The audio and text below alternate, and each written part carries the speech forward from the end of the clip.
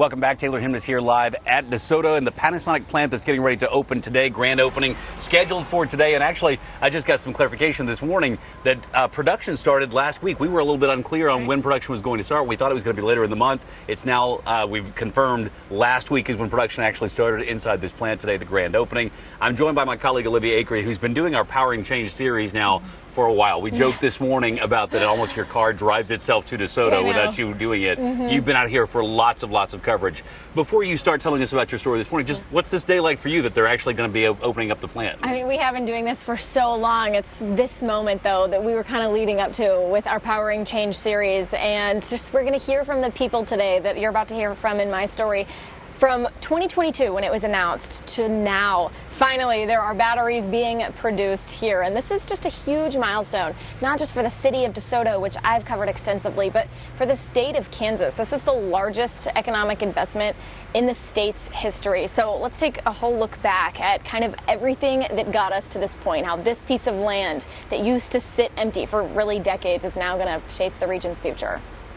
This story begins at the former Sunflower Army ammunition plant, a huge munitions factory that has sat empty since 1992, until Panasonic came knocking a few years ago. Panasonic Energy plans to build one of the largest EV battery manufacturing facilities of its kind. In 2022, DeSoto took the sunflower land. That same year, Panasonic took a leap.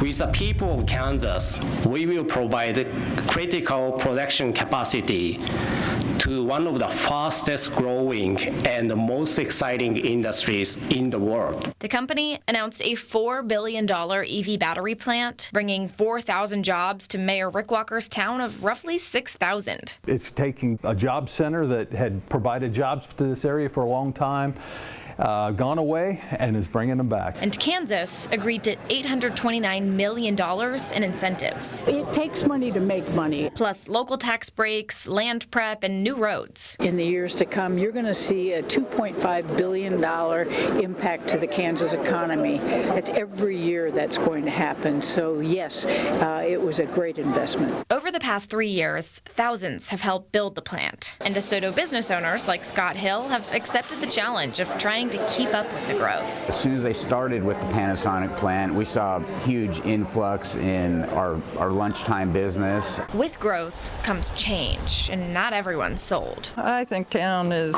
really growing too fast. It's going to change the lifestyle here, though. But leaders from Panasonic, Kansas, and DeSoto think this plant powers more than just batteries. We will have resources to allow us to offer amenities to the community that otherwise we would, as a small town of 6,000, we would have never been able to provide. This project will be transformative.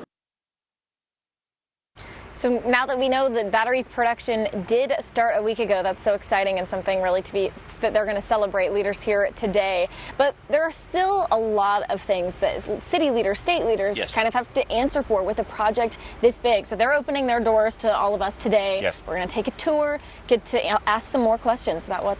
Yeah. Well, you talk about ripple effects of dropping a small pebble into a body of water. This is not a small pebble. Like we were talking about as you and I drove in this morning, just seeing this is my first time even seeing the location. It is a massive boulder being dropped into the pond that is Kansas right now. To watch what the ripple effects are going to be is going to be really interesting. Olivia, thank you very much. Lindsay Scheibel, we'll get back to you. We've got more live coverage here from the grand opening at Panasonic coming up. And we'll be streaming that at 8 a.m. Thank you, guys. We'll see you again in just a few minutes. Let's get